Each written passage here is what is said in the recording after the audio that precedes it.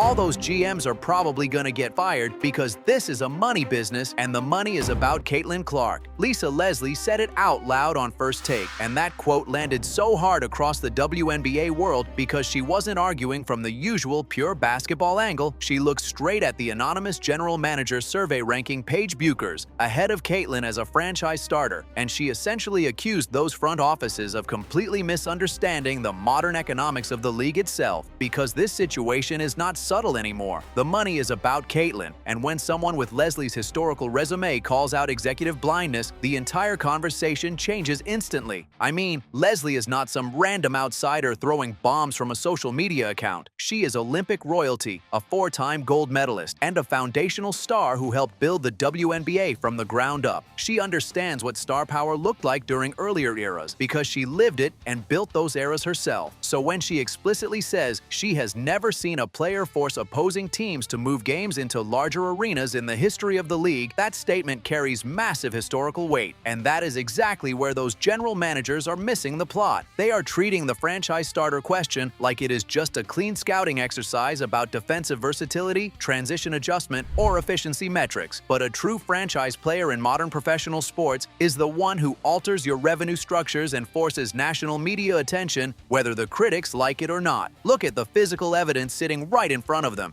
You can debate efficiency, you can debate defense, and you can debate upside curves all day long, but you cannot debate ticket demand when organizations literally change venues to accommodate the crowds. Teams do not relocate games into bigger NBA-sized buildings as charity. Owners do not chase national TV windows just for sentiment. They do it because the demand spike becomes too massive to ignore, and the math fundamentally changes the exact moment Indiana comes to town. Leslie basically argued that Clark has already become the league's central economic engine, while some executives are still evaluating her like she is simply another great guard prospect. She is not just helping the Fever locally, she is changing the operating environment of the entire sport, pushing secondary ticket markets to inflate, forcing broadcast priorities to shift nationally, and making arena operators rethink venue selection entirely. And that is exactly why the third-place result in that survey looks so completely absurd to her. It is not about disrespecting Paige Bueckers at all. Leslie clearly thinks Bueckers is elite, and she left room for the idea that some front offices might genuinely prefer Paige from a strict basketball building perspective. But her core point is that you cannot separate basketball value from commercial value when the commercial impact is reshaping the entire league in real time. Sports leagues are entertainment businesses before they are purity contests. The player who increases franchise value by tens or hundreds of millions of dollars changes the structure of the league completely. By ranking Bueckers ahead of Clark, those executives prove they are still evaluating Clark within old frameworks, completely ignoring the visible market behavior that the rest of the world has already accepted. Honestly, Leslie saying those GMs are going to get fired is a straight-up business critique aimed directly at front offices. Owners care about wins, obviously, but they also care deeply about valuation growth, sponsor leverage, market visibility, and television leverage. Clark's presence touches every single one of those areas immediately. If your league finally gets a player capable of bringing entirely new consumer groups into the sport and driving unprecedented demand, and you still treat her like merely another talented guard in a poll, you are committing executive malpractice. Leslie is warning them that owners eventually stop caring about intellectual basketball debates if another franchise is filling bigger arenas, negotiating larger sponsorship conversations, and getting larger television audiences strictly because of one superstar. And you can hear the deep frustration in her voice because women's basketball spent decades searching for exactly this kind of commercial breakthrough. Leslie played through the long eras where legendary players had to literally beg for mainstream attention. She watched the league struggle constantly for consistent television relevance and cultural visibility. So when she sees one player suddenly generating NFL-style road crowds and dictating the national sports talk coverage daily, she seems genuinely stunned that basketball insiders still hesitate to fully embrace it publicly. There is this lingering resistance inside certain basketball circles to acknowledge Clark's commercial dominance openly. Some executives clearly want to keep the discussion limited strictly to basketball because they are uncomfortable with how enormous the Clark effect has become culturally. But Leslie does not believe those things can be separated cleanly anymore, and she forced the conversation into a much more honest place. This massive disconnect between the basketball establishment and reality is the exact same problem that drove the Paris Olympic decision in 2024. When Leslie went on First Take back then, she separated two ideas that Team USA usually treats as the exact same thing: earning a roster spot through the traditional pipeline versus deserving one because of transformational impact on the sport itself. She openly admitted Clark had not gone through the full resume-building process that USA basketball normally rewards, like long national team camps, prior senior-level international tournaments,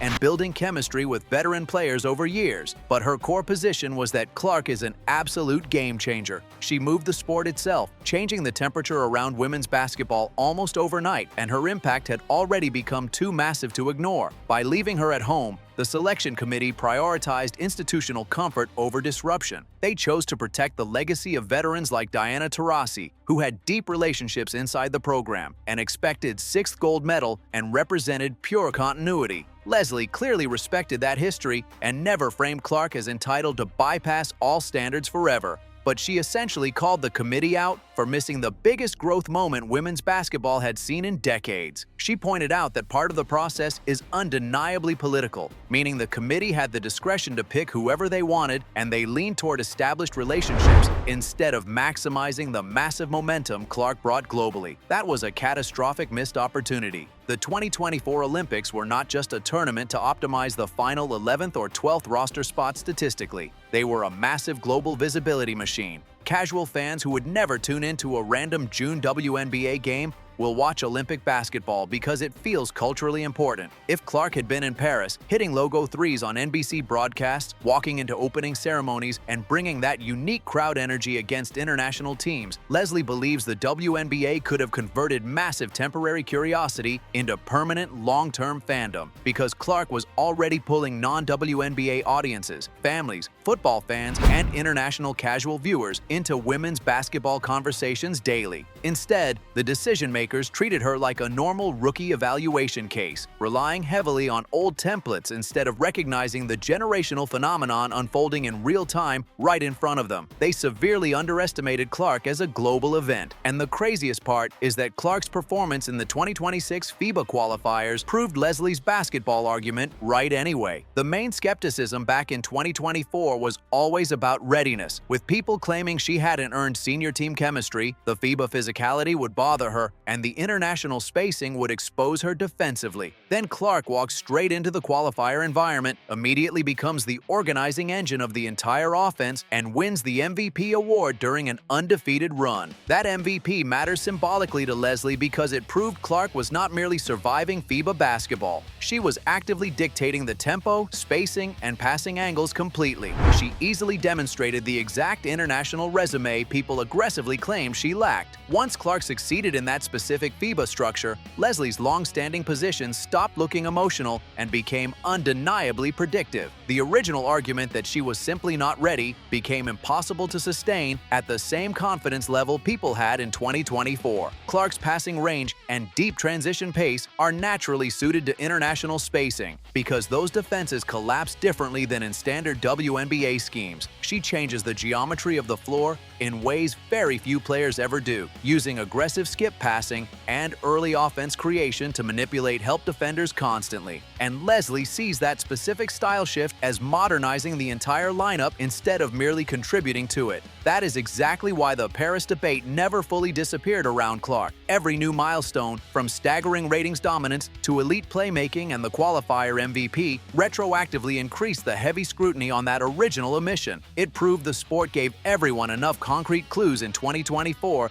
that she was already ahead of the developmental curve, which brings everything directly back to the current executives and what happens next with the 2028 Los Angeles Olympics. Leslie does not talk about Clark like an exception case anymore. She talks about her as the natural structural centerpiece of the next era. The heavy institutional resistance that existed in 2024 has weakened dramatically because the reality of the sport completely changed around those critics. The new USA basketball leadership structure, currently featuring Sue Bird and Kara Lawson, seems far more aligned with where elite basketball is moving rather than where it used to be. They emphasize aggressive pace, wide floor spacing, read and react offense, and elite guard intelligence. Clark manipulates those defenses before they even fully load into position, and she thrives in that exact environment naturally. Including Clark in the senior team camps early sent a massive signal that the new regime is not treating her like an outsider who needs years of quiet apprenticeship before being accepted. They are focused on building the next version of Team USA around the players who are actively reshaping the sport right now. And Los Angeles is not just another random international tournament. It is a massive home Olympics happening right in the middle of the biggest commercial growth period the game has ever experienced. Leaving her off the roster in 2028 after years of elite professional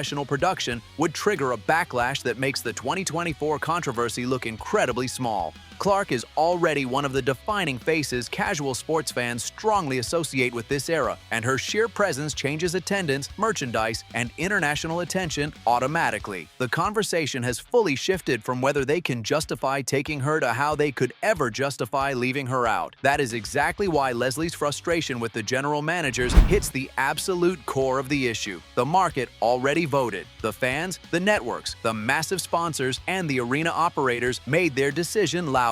Clark has already fundamentally repriced the market, and that is not a temporary hype wave. It is a permanent structural change to the league's financial ceiling. She is a true multiplier who turns local franchise value into massive league-wide economic leverage. When teams know her presence alone alters revenue expectations so drastically that they have to rethink the size of their buildings, that is concrete proof. You simply cannot fake ticket demand, forcing logistical venue changes. The executives voting in that survey are lagging terribly behind reality because they are stuck in a basketball purist identity that actively refuses to embrace the mass market spectacle. They want to keep evaluating clean mechanics and fundamentals while completely ignoring the biggest commercial engine the sport has ever seen. But Leslie knows exactly how this works. She knows that adaptation is strictly required for survival in professional sports. If a general manager fails to capitalize on the disproportionate economic momentum Clark consistently generates, they will quickly look outdated compared to the organizations aggressively embracing it. The warning is explicitly clear. The owners are watching, and they are eventually going to ask a very simple question: who is actually growing this business? The WNBA has officially entered the after Clark era commercially, and there is no going back. The visibility gap is massive, with her games becoming loud national sports debates and her media clips dominating algorithm traffic constantly. That unprecedented level of influence is rare even in men's sports, and treating it like a standard player comparison is completely disconnected from reality itself. Lisa Leslie validated what the fans already knew, speaking directly from inside the league's historical royalty class to confirm the major shift.